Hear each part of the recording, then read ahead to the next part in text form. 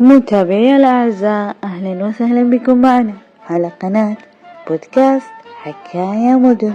وقبل لا نبدأ الحلقة نذكركم بأن تعملوا لنا لايك وشير وتضغطوا على زر الجرس عشان يوصلكم كل جديد في القناة. وبسم الله نبدأ حلقتنا.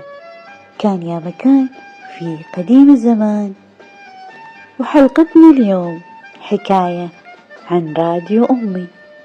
كان عند الوالدة الله يحفظها ويطول في عمرها راديو صغير.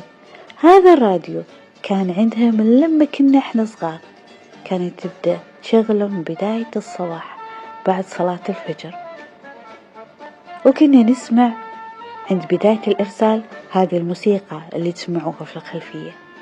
بعدها يجي القرآن الكريم، ومن ثم نسمع البرامج الصباحية اللي تدعو للتفاؤل